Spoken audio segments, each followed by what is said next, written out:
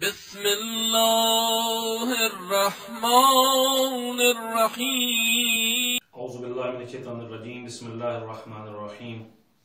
الحمد للہ رب العالمین. الصلاة والسلام علی رسولہ الکریم وآلہ الطیبین الطاہرین المعصومین سیما بقیت اللہ فی الارضین روحی وارواح العالمین لتراب مقدمہ الفدا. اللہم صل علی محمد وآل محمد وعجل فرجہم. اللہم لا تخذلنی فیہ لتعرض معصیتک ولا تضربنی بثیات ناقمتک وزحزحنی فیہ من موجبات سخطک بمنک وعیادیک یا منتہا رغبت الراغبین. اللہم صلی علی محمد وآل محمد وعجل فرجہم. خدا کا لاکھ لاکھ احسان کہ خدا نے ہمارا تعلق اس عظیم مکتب کے ساتھ جوڑا ہے کہ جس کے ہادیان برحق نے ایک ایک مرحلے پر ہماری رہنمائی فرمائی ہے. خصوصاً اللہ کے ساتھ کیسے راز و نیاز کرنا ہے، کس دن کیا مانگنا ہے، وہ الفاظ بھی ہمیں تعلیم فرمائے ہیں. مکتب اہل بیت کی اگر کلچر کو دیکھا جائے، اس کی فرہنگ کو دیکھا جائے، اس کی ثقافت کو دیکھا جائے تو دو چیزیں بہت اہم ہیں. ایک شہداء کی یاد کو منانا جس نے آج تک زندہ رکھا ہوا ہے اس مکتب کو، اور دوسرا یہ دعائیں، یہ مناجات، یہ نیائش اس نے اس مکتب کو تقویت دی ہوئی ہے. اور اس مکتب کا تعلق اور اس مکتب کے ماننے والوں کا تعلق خدا کے ساتھ مضبوط کیا ہوا ہے. ماہ مبارک رمضان کے چھٹے دن کی دعا کے ساتھ آپ کی خدمت میں حاضر ہوں. جو معصومین علیہ السلام نے ہمیں تعلیم فرمائی ہے کہ آج کے دن آپ نے اپنے پروردگار سے کیا مانگنا ہے. معصومین فرماتے ہیں کہ آج کے دن اپنے پروردگار سے مانگو اللہم لا تخذلنی فیہ، پروردگارا آج کے دن مجھے رسوا نہ کر. لا تخذلنی، خاذلہ کا مطلب یہ ہوتا ہے کہ جب اس کے آوان و انصار، اس کے مددگار اس کی مدد کو چھوڑ جائیں. پروردگار لا تخذلنی، پروردگارا تو مجھے ذلیل و رسوا نہ کر. پروردگارا میرا حامی و ناصر رہے، میری نصرت کو ترک نہ کر. کس وجہ سے؟ لتعرض معصیتک، پروردگارا چونکہ میں نے تیری معصیت کی ہے. معصیت کا مطلب کیا ہوتا ہے؟ اطاعت کا الٹ ہے. پروردگارا چونکہ میں نے تیری اطاعت نہیں کی، پروردگارا چونکہ میں نے تیری فرما برداری نہیں کی، نافرمانی کی ہے، پس میرے نافرمانی کرنے کی وجہ سے تو میری نصرت کو ترک نہ کر، تو مجھے رسوا نہ کر. اور اگر انسان غور کرے، ایک عبد غور کرے تو عبد کا نافرمانی کرنا اپنے مولا کی یہ خود ایک رسوائی ہے، یہ خود ایک ذلت ہے کہ ایک ہو عبد اور پھر اپنے مولا کی نافرمانی کرتے. آج کے ہمارے معاشرے میں بھی اگر کوئی شخص اپنے والدین کی نافرمانی کرے، اس کو وہ رسوا ہو جاتا ہے، اس کو برا سمجھا جاتا ہے. کوئی شخص اپنے استاد کی نافرمانی کرے، اس کو برا سمجھا جاتا ہے ہمارے معاشرے کے اندر، یعنی وہ رسوا ہو جاتا ہے، وہ ذلیل ہو جاتا ہے. لیکن بعض گناہوں کو ہم نے گناہ سمجھا ہوا نہیں ہے. اللہ کی معصیت کر رہے ہوتے ہیں لیکن رسوا نہیں ہو رہے ہوتے، ہم اس کو برا نہیں سمجھ رہے ہوتے. آج کے دن خدا سے مانگ رہے، پروردگارا مجھے رسوا نہ کر اس وجہ سے کہ میں نے تیری معصیت کی ہے، میں نے عصیان کیا ہے، میں نے نافرمانی کی ہے. پروردگارا میری مدد کو، میری نصرت کو ترک نہ کر، میری نصرت جاری رکھ. پروردگارا تیرے سوا میرا کون ہے؟ پروردگارا اگر تو نے مجھے رسوا کر دیا، کون ہے میرا جو مجھے اس معاشرے کے اندر عزت مند بنا دے گا؟ مولا متقیان علی ابن ابی طالب علیہ السلام کی تعلیم کردہ دعائے کمیل کے اندر خدا کی صفات کو بیان کرتے ہیں امیر علیہ السلام، اور کیا فرماتے ہیں؟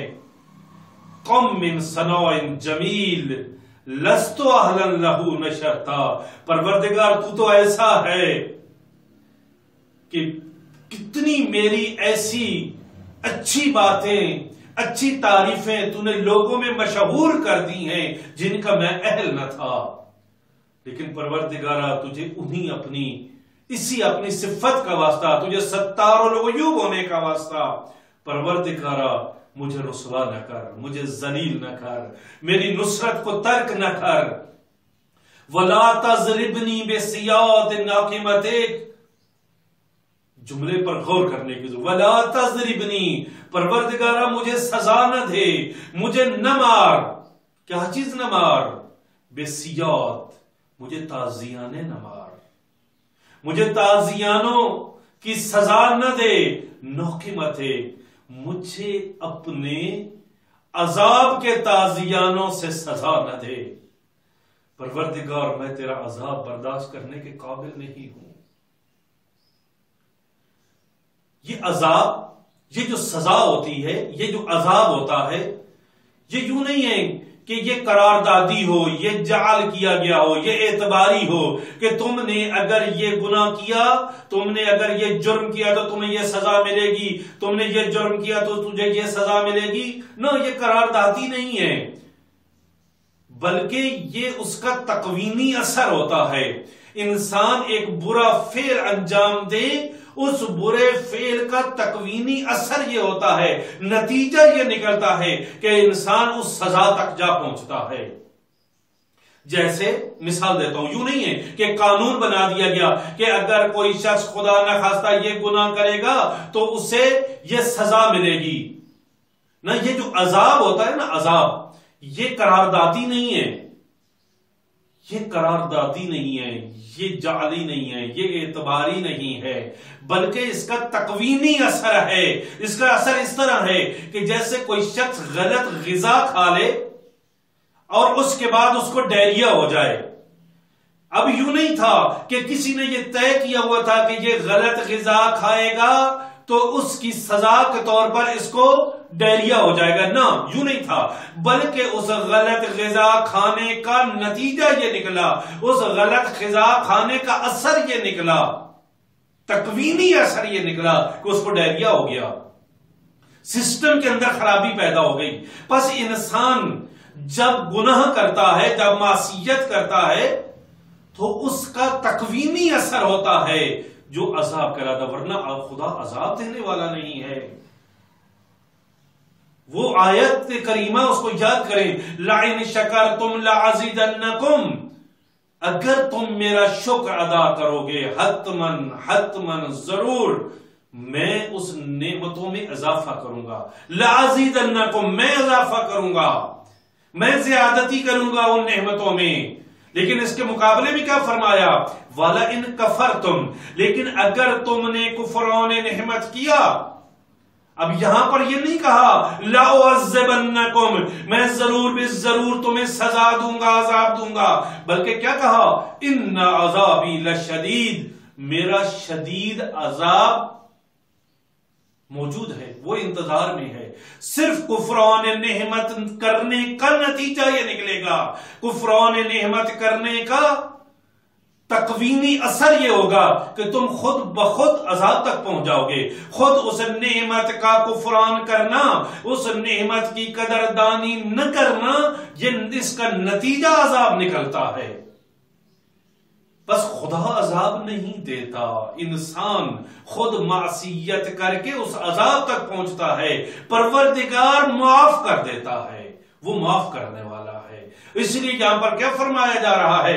آج مانگا جا رہا ہے پروردگار سے، وَلَا تَضْرِبْنِي بِالسِّيَاطِ نَاقِمَتِكَ، پروردگارا مجھے اپنے عذاب کے کوڑوں کی سزا نہ دے، یعنی مجھے معاف کر دے۔ وَزَحْزِحْنِي فِيهِ مِن مُوجِبَاتِ سَخَطِكَ، پروردگارا ہر وہ چیز جو تیرے غضبناک ہونے کا سبب بنتی ہے، آج کے دن مجھے اس سے بچا لے۔ ذہنی فی ہے، پروردگار مجھے بچا لے آج کے دن موجبات ساخت، وہ چیزیں جو تیرے غضب کا باعث بنتی ہیں، تیرے غصے کا باعث بنتی ہیں۔ پروردگارہ حقوق والدین، والدین کا عاق ہونا، والدین کا نافرمان ہونا، یہ پروردگارہ تیرے غصے کا باعث بنتا ہے۔ پروردگارہ مجھے آج کے دن حقوق والدین سے بچا لے۔ پروردگارہ شرک کرنا یہ تیرے غصے کا باعث ہے۔ پروردگارہ تبرج، ایسے حالت میں خواتین کا باہر نکلنا کہ مرد انہیں گھور گھور کر دیکھ رہے ہوں، یہ تیرے غصے کا باعث بنتا ہے۔ پروردگارہ آج ہم سب کو اس غصے سے بچا لے۔ وہ تمام چیزیں جس سے تجھے غصہ آتا ہے، پروردگارہ آج کے دن ہمیں ان چیزوں سے جدا رکھ۔ پروردگارہ یہ کیوں مانگ رہا ہوں؟ اس لیے کہ تو ہمیشہ سے احسان کرتا آیا ہے، تو ہمیشہ سے مجھ پر منت لگاتے آیا ہے، ہمیشہ سے مجھے بخشش دیتے آیا ہے۔ آج بھی تجھے تیری بخشش کا واسطہ دیتا ہوں، تیرے احسانات کا واسطہ دیتا ہوں، بے مننے کا وعیادیک۔ پروردگارہ تجھے تیرے احسانات کا واسطہ، پروردگارہ تجھے تیرے بخششوں کا واسطہ۔ یا منتہا رغبت الراغبین، اے چاہنے والوں کی چاہت کی انتہا، اے طلب کرنے والوں کی طلب کی انتہا۔ پروردگارہ میری آج کی اس دعا کو قبول فرما لے۔ ربنا تقبل منا انک انت السمیع العلیم، بحق زہرا وابیہا وبعلہا وبنیہا وبحق صلوات علی محمد وآل محمد۔